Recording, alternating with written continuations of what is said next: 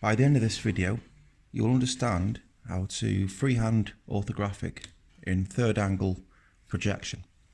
So this is important to know so that you can show all three sides of a component or an object.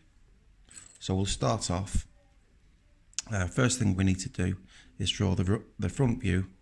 So the object I'm going to draw is a product for accessing a SIM card. So simple curve, freehand, straight line. Whilst I've got these lines in place, I'm going to extend this line right up, extend the back line right up, extend these lines across like so. So the lines I've just done here, they're called construction lines.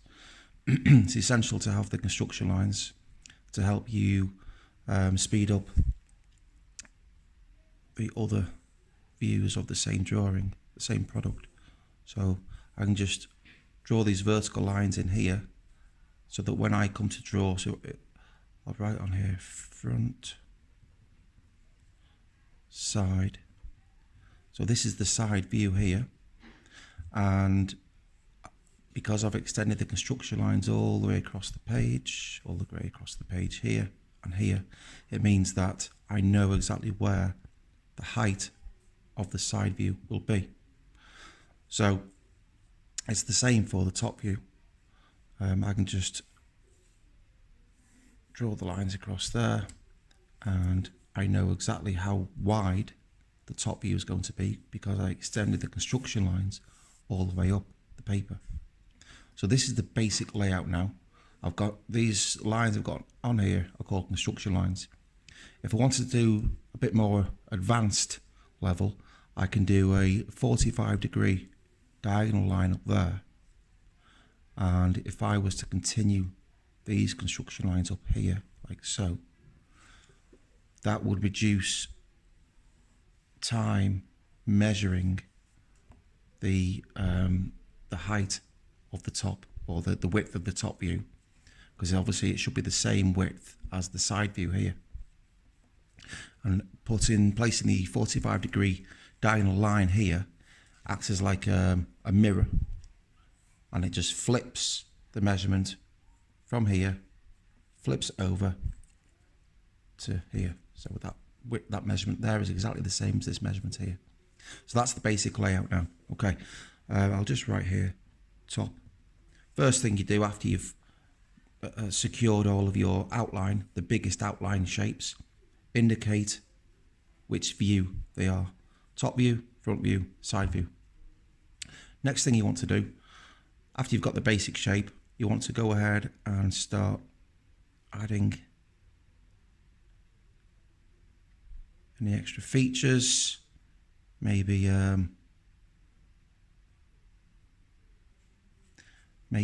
finger grooves, ergonomics there. There might be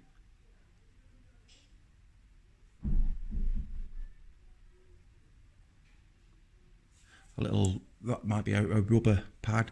The product I'm drawing is actually a SIM card adapter for a mobile phone. So this little prong here will be the part that goes into the little hole on the side of mobile phones to release the spring mechanism and consequently release the SIM card or the memory card. So we've got this shape here, round the corners off a little bit, and you can go around the drawing now. You go around the shape as soon as you've got the actual shape there. So we just go around the shape now and press down a bit more. Round the corners off, make it look a little bit more organic type of appearance. Okay, top view here. Before you go round all the corners, the sharp corners, round them off, because the side view, you want to show if the cross-sectional view here of your product is round or has rounded corners. This is your chance now to show that it does indeed have rounded corners like so. Okay, and then you can just extend this down like so.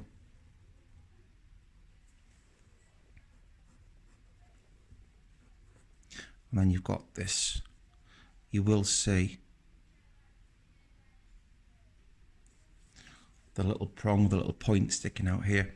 Now, it's important for you to know that this product is for somebody who suffers from arthritis or poor motor skills, so that they have a bigger object to hold on to whilst releasing the SIM card. Obviously, some of the SIM card adapters that you get nowadays are a bit too thin for people who can't squeeze the fingers together too much. So we've made this adapter for one of our projects, and that will then be used to access the SIM card easier. Right, so we've got, because we follow the construction lines across here, we have been able to indicate where the bottom of this part is, just here, the top here, the bottom is there.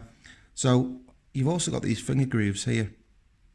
You might want to bring these across, okay, just to highlight that that's where the finger grooves are when you begin to do your annotation around the drawings. So top view here, the top view, you're just going to draw what you would see from the bird's eye view. If you were looking from above this object, you've got to show what it would look like. So I am going to say, because it's my design, I'm going to say that the top of the object will look like this. And again, you'd see that the little pin sticking out there, just like that. That's how the top would look like. You might have a logo on the top. You might just have some decorative detail, or you might have an extra rubber grip to match this one.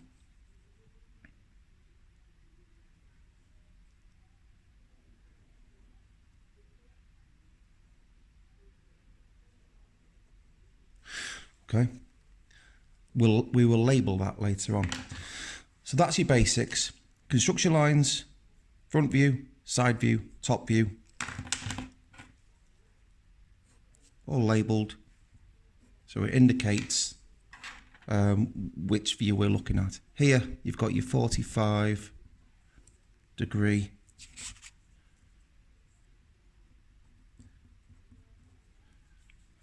line.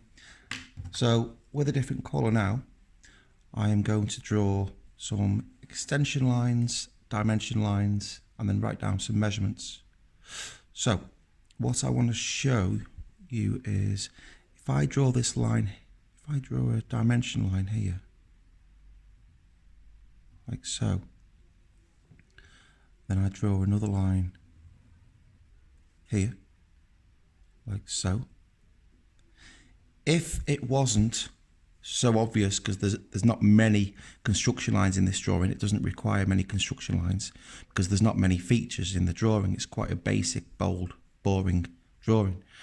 So it's quite obvious to you now that this dimension line is referring to the height of this, and that this dimension line is referring to the height overall.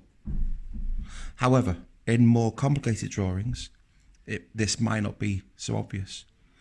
So what we need to do is we need to add something called extension lines. An extension line will start about 2 millimeters away from the part of the drawing you're measuring, and then it would extend across like that. So we'll start here about 2 millimeters away from the area of the product you're measuring, and go across to just underneath like that, just past your dimension line. This one here, start just 2 millimeters away, extend it across to come out about 5 millimeters past the arrow on the dimension line. We need a width as well. So I'm not going to do the width here because I've got my title here, a side view. So I can either do it here, which might be a little bit confusing with all the other lines. So I'll do the width over here, because after all, the width of the top view is and should be the exact same width as the side view.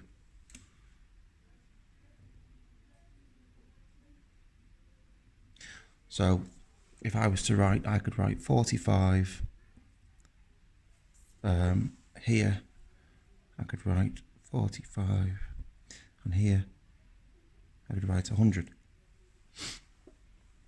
How do we know what unit of measurement that is? Well, that will all be in a title block at the bottom here, and you could write all measurements in all measurements in millimeters. So that reduces you having to copy and repeat yourself all over the drawing. Here, because that's a curve, we need to add a radius. So you would write something along the lines of R70, depending on what the radius of the curve is. Now, if we know the height is 100, then we know that the radius really, because that's a quarter of a turn, we actually know that the radius is 100. And you just change that to there. Find the radius of these finger grooves. You might write something that's going to be something, I would imagine, like 20. So you write R20, R for radius. Okay. So just to go through the last things we've just done, the most recent things, you have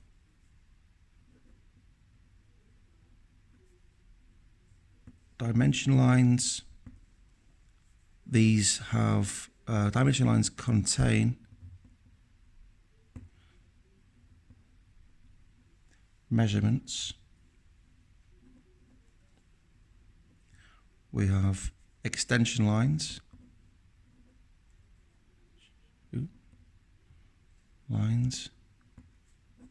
And we have construction lines.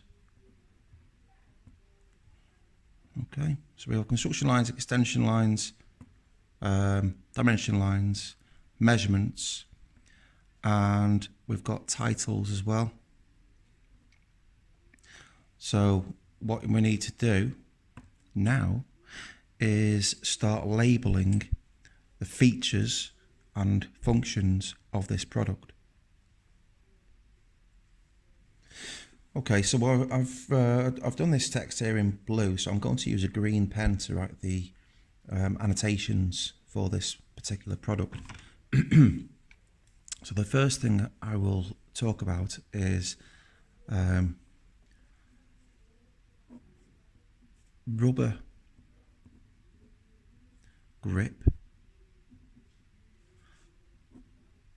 for comfort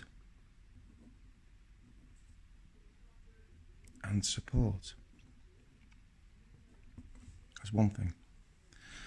Here,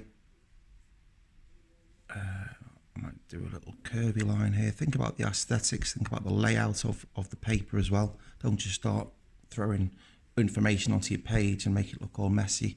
I like it to look busy, but it's got to be easy to follow as well. So this is the access pin for SIM and MC memory card. Over here you've got another rubber grip, and you've already explained why you've got a rubber grip. You explain that up here, so don't repeat yourself. Here you've got 3 ergonomic finger grooves. Here, although you may have tried to draw this, you may even show it with your tonal shading later on, but you could write here these corners are curved to make easier to hold. You might want to write something along the lines of maybe it's been rotational molded plastic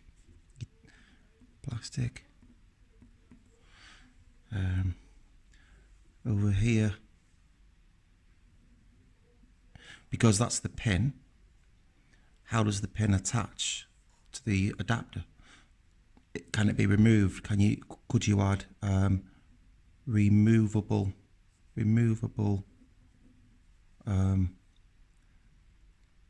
pin? Just write removable pin there. You explain why you've got it this big, 100 mil. My decision for my measurements is based on my anthropometrics research. My anthropometrics